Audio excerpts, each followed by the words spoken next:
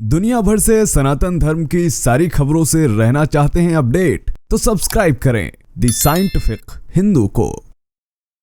दोस्तों, आज के इस वीडियो में मैं आपको बताने वाला हूं कि आखिर अल्फ्रेड फोर्ड के साथ ऐसा क्या हुआ कि उन्होंने 1000 करोड़ से भी रुपए का दान मंदिरों को बनवाने में दे दिया। आखिर क्यों आज की इस फोर्ड कंपनी में हजारों करोड़ों रुपए की ताकत रखने वाला शख्स सुबह उठता है, मंत्र जप करता है, टीका लगाता है और भगवान श्री कृष्ण की पूजा करता है। ये कहानी अल्फ्रेड फोर्ड के बारे में सब कुछ बताने वाली है। आज आपके सामने बात होगी एक ऐसी शख्सियत की जो कभी अमेरिका में एक जाना माना नाम हुआ करता था। इतिहास गवाह है कि नदियां हमेशा पहाड़ से समुद्र की ओर बहती हैं। दौलत का भी यही दस्तूर रहा है। सदियों से पूरब की दौलत पश्चिम की ओर बहती रही। कोहिनूर हो या मसाले, मलमल हो या नील, सब कुछ हिंदुस्तान से विलायत जाता गया। लेकिन आज का किस्सा उस उल्टी गंगा का है, जब पश्चिम का सबसे बड़ा खजाना, वहां का सबसे बड़ा रसूखदार नाम अपनी सारी चमक दमक लेकर पूरब की चौखट पर आ गिरा। नमस्कार, स्वागत है आप सभी का द साइंटिफिक हिंदू पर। मेरा नाम है धीरेन।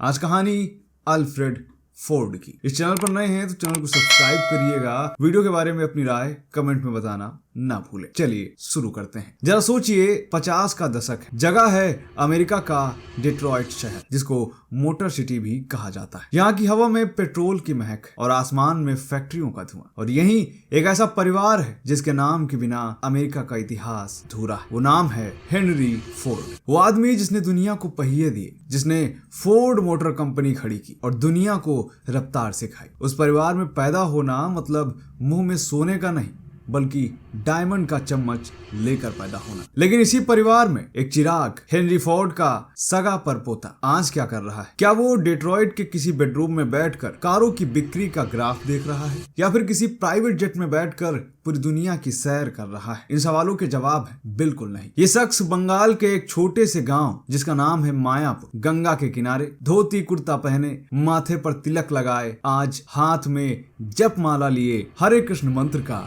जाप कर रहा है। अब इनका नाम अल्फ्रेड फोर्ड नहीं बल्कि अम्बरीश दास हो चुका है। इन्होंने सिर्फ अपना नाम नहीं बदला, अपनी विरासत का एक बड़ा हिस्सा सनातन के लिए समर्पित कर दिया है। जो टोटल रकम आप सुनेंगे, आपके होश उड़ जाएंगे। ये कहानी सिर्फ अल्फ्रेड फोर्ड की नहीं, ये कहानी है उस खालीपन की जो दौलत नहीं भर पाई। कहानी शुरू होती है अल्फ्रेड फोर्ड से, जिनका बचपन ग्रॉस पॉइंट मिशिगन के आलीशान महलों में बीता। नौकर चाकर, प्राइवेट स्कूल, वो सारी सुविधाएं जो आम आदमी सिर्फ सपनों में देख सकता है। लेकिन जैसा कि अक्सर होता है, चिराग तले अंधेरा। अल्फ्रेड बताते हैं कि उनके पास सब कुछ था, लेकिन फिर भी कुछ नहीं था। 60 और 70 के दशक में अमेरिका में उथल पुथल का दौर था। वियतनाम युद्ध चल रहा था, नौजवान सड़कों पे थे। अल्फ्रेड भी इसी पीढ़ी का हिस्सा थे। उन्हें अपनी विरासत, वो बड़ी बड़ी कारें, वो फैक्ट्रियां, सब बेईमानी सी लगने लगी थी। उन्हें ये लगता था कि उनके परदादा ने दुनिया को पहिए तो दे दिए, लेकिन उन पहियों पर बैठकर इंसान जाएगा कहाँ? मंजिल क्या है? यूनिवर्सिटी में पढ़ाई के दौरान ही अल्फ्रेड के मन में सवाल उठने लगे, मैं कौन हूँ? भगवान कौन है? यह ब्रह्मांड कितना बड़ा है? उनके आसपास के लोग, उनके अमीर दोस्त, उनका परिवार सब चर्च जाते थे, लेकिन अल्फ्रेड को ना तो जीसस ने जवाब दिया और ना ही चर्च ने। उनके जीवन में ये सब चल ही रहा था। तभी उनके कानों में एक आवाज पड़ती है। ये आवाज किसी साधु की नहीं थी, बल्कि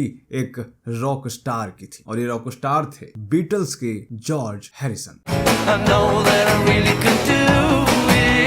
दरअसल जॉर्ज हैरिसन ने उस समय राधा कृष्ण टेम्पल नाम का एक म्यूजिक एल्बम लॉन्च किया था। हरे रामा राम रामा हरे हरे। जब अल्फ्रेड फोर्ड ने उस एल्बम में हरे कृष्ण महामंत्र सुना तो जैसे उनके अंदर कुछ टूट गया। उनकी आंखों से आंसू बहने लगे। उन्हें लगा कि जिस भगवान को वो ढूंढ रहे हैं, जो बादलों जैसा सांवला है, जो बांसुरी बजाता है, जो प्रेम का सागर है, वो अब उन्हें मिल गया है। यह उनका पहला अनजाना दीक्षा क्षण था। अब आता है 1974। अल्फ्रेड फोर्ड अब सिर्फ एक जिज्ञासु नहीं थे, एक प्यासे मुसाफिर बन चुके थे। उन्होंने इस्कॉन के संस्थापक AC भक्ति वेदांत स्वामी प्रभुपाद की किताबें पढ़नी शुरू की। और फिर एक दिन वो भी आया जब पहली बार श्रील प्रभुपाद अल्फ्रेड फोर्ड से मिलते हैं और वो जगह थी अमेरिका का डलास। यह मुलाकात इतिहास के पन्नों में दर्ज है क्योंकि यहाँ एक फकीर ने एक बादशाह के वारिस को उसकी असली जगह दिखा दी थी। अल्फ्रेड कमरे में दाखिल होते हैं। प्रभुपाद अपनी डेस्क के पीछे बैठे थे। अल्फ्रेड उन्हें प्रणाम करते हैं। प्रभुपाद ने उन्हें देखा और पूछा, तो तुम हेनरी फोर्ड के परपोते हो? अल्फ्रेड कहते हैं, हाँ जी। फिर प्रभुपाद ने एक और सवाल पूछा जिसने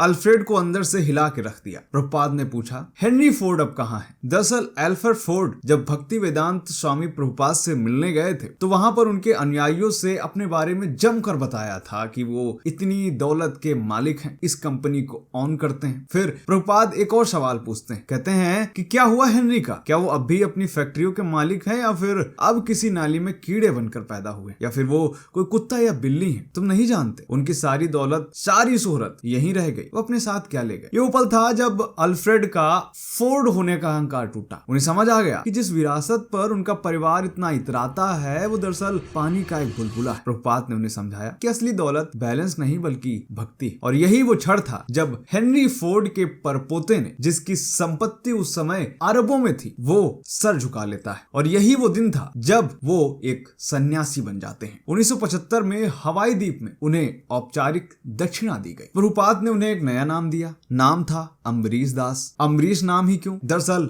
अम्बरीश नाम बहुत सोच समझ के दिया गया था। पुराणों में अम्बरीश बहुत अमीर और शक्तिशाली राजा थे। खैर, उनकी अपनी अलग कहानी। अब होता यह है कि अल्फ्रेड फोर्ड हरे कृष्ण हरे राम गाते रहते हैं और उनको उसमें आनंद मिल रहा था, ऐसा आनंद जो उन्हें कभी नहीं मिला। अल्फ्रेड फोर्ड ने मांस मदिरा छोड़ दी, सिर मुंडवा लिया और भगवान श्री कृष्ण के भक्त बन गए। और जैसे ही यह खबर सामने आती है, अमेरिका में भूचाल आता है। 1975 में डेट्रॉइट के अखबारों में हेडलाइन चढ़ी, रूथर और फोर्ड के वारिस रहस्यमयी कृष्णा पंथ से जुड़ गए। अब आप सोच रहे होंगे कि ये रूथर कौन है? दरअसल वॉल्टर रूथर अमेरिका के सबसे बड़े लेबर यूनियन के नेता थे। फोर्ड कंपनी के कट्टर दुश्मन थे। मजे की बात यह थी कि वॉल्टर रूथर की बेटी, जिनका नाम एलिजाबेथ रूथर था, वो भी इस्कॉन में सम्मिलित हो गई। यानी इस देश के दो बड़े लोगों की संतानें इस्कॉन की शरण में बैठ चुकी थी। अल्फ्रेड बताते हैं कि उनके माता पिता बहुत नाराज थे, यहाँ तक कि उनको घर से भी निकाल दिया गया। ये बात उन्होंने अपने एक इंटरव्यू में बताई। जैसे उनके पिता को लगा था कि फोर्ड शायद किसी कल्ट के चक्कर में पड़ गया, लेकिन उनका परिवार उन्हें ऑब्जर्व करता रहा, देखता रहा, नजर रखता रहा। और जब देखा कि फोर्ड तो मांस मदिरा छोड़ चुके हैं,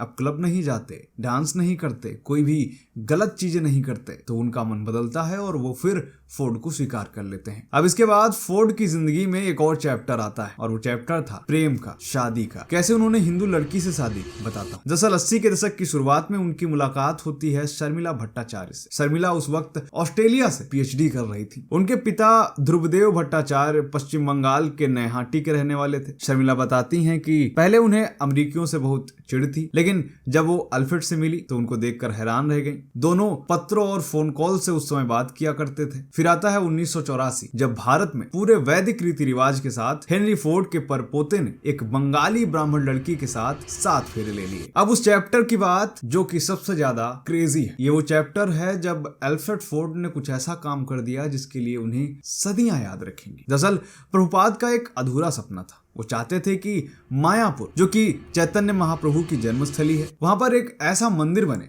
जो कि दुनिया में कहीं ना हो, अद्वितीय हो। वो एक ऐसा मंदिर चाहते थे जहां पर एक झूमर के जरिए वैदिक ब्रह्मांड का विज्ञान दिखे। अब यहाँ पर ना तो ऐसा मंदिर बनाने के लिए पैसा था और ना ही जमीन। तब यहाँ पर सामने आते हैं अल्फ्रेड फोर्ड, यानी कि अम्बरीश दास। अल्फ्रेड फोर्ड ने इस प्रोजेक्ट के लिए अपनी निजी संपत्ति से उस समय $30 मिलियन दान कर दिए। उस समय के हिसाब से ये संपत्ति भारतीय रुपयों के हिसाब से 250 करोड़ थी, यानी 250 करोड़। इसको सीड मनी भी कहा गया, यानी एक ऐसा पैसा जिसने इस प्रोजेक्ट की नींव रखी। ये प्रोजेक्ट इतना विशाल था, इतना भव्य था कि इसके लिए 250 करोड़ भी कम पड़ गए। ध्यान रहे, इस मंदिर का गुंबद 370 फीट ऊंचा है। 10,000 से ज्यादा लोग एक साथ प्रार्थना कर सकते हैं। इसी से आप अंदाजा लगा सकते हैं कि ये प्रोजेक्ट कितना भव्य था। इसके अलावा उन्होंने अमेरिका के डेट्रॉइट शहर में, जहां पर उनका जन्म हुआ, उसके लिए भी करोड़ों रुपए दान किए। इसके अलावा हवाई द्वीप पर एक पुराना इस्कॉन मंदिर वो भी जर्जर अवस्था में था, उसको भी अल्फ्रेड फोर्ड ने चमकाया। इसके अलावा Oxford centre for Hindu studies के लिए भी फोर्ड परिवार ने पैसा दिया। माना जाता है कि दुनिया भर में एक दो नहीं बल्कि सैकड़ों, जी हाँ सैकड़ों इस्कॉन मंदिर हैं जिसके लिए अल्फ्रेड फोर्ड ने सहायता करी। ये तो वो डेटा है जो कि सबके सामने आया, लेकिन एक अनुमान ये लगाया जाता है कि अल्फ्रेड फोर्ड ने करीब 800 करोड़ से ज्यादा संपत्ति सनातन के कार्यों में लगा दी है। सिर्फ इस्कॉन के लिए नहीं बल्कि दुनिया भर में कई ऐसे मंदिर जो कि जर्जर अवस्था में थे उनको बनवाया है। जहां पर हिंदुओं के लिए कोई रिसर्च हो रही है उसमें पैसा दिया है, उनकी सहायता के लिए पैसा दिया है। और उन्होंने कभी ये दान पब्लिसिटी के लिए नहीं किया, कभी कैमरे के सामने नहीं किया, बस अपने मन की शांति के लिए किया। अब सवाल कि आज अल्फ्रेड फोर्ड क्या कर रहे हैं? रिपोर्ट्स की माने तो वो आज फ्लोरिडा में रहते हैं, फ्लोरिडा के गैंसविले में। वो आज भी इस्कॉन के मंदिर आया जाया करते हैं। उन्होंने बताया था कि वे दिन में 1728 मंत्र का जप पूरा करते हैं, यह उनका नित्य नियम है, चाहे वह बोर्ड की मीटिंग में ही क्यों ना हो। काम क्या करते हैं? वो फोर्ड कंपनी में अभी भी कंपनी फंड के बोर्ड में है। इसके अलावा वो चैनल नेट जैसी बड़ी टेक कंपनियों के निदेशक हैं, यानी डायरेक्टर हैं। इसके अलावा उन्होंने हिमाचल प्रदेश में एक हिमालय स्की विलेज बनाने की भी कोशिश की थी। जैसा कि हम जानते हैं कि हिमाचल में जगह जगह पे तमाम ग्राम देवता हैं, स्थानीय देवता हैं, आस्था ज्यादा है, इसलिए उनको विरोध का सामना करना पड़ा और इसलिए वो प्रोजेक्ट भी उन्होंने बंद कर दिया। तो दोस्तों ये थी कहानी अल्फ्रेड फोर्ड की, एक ऐसी कंपनी जिसको ऐसा कोई शख्स नहीं होगा जो जानता ना। और इस कंपनी के इतने बड़े शख्स ने अपनी संपत्ति का हजारों करोड़ रुपए दान दे दिया। ये कहानी अपने आप में महत्वपूर्ण है। उम्मीद करते हैं वीडियो आपको पसंद आया होगा। कैसा लगा कमेंट करके बताइएगा। मिलते हैं आपसे अगले वीडियो में, तब तक के लिए जय हिंद, जय भारत, वंदे मातरम।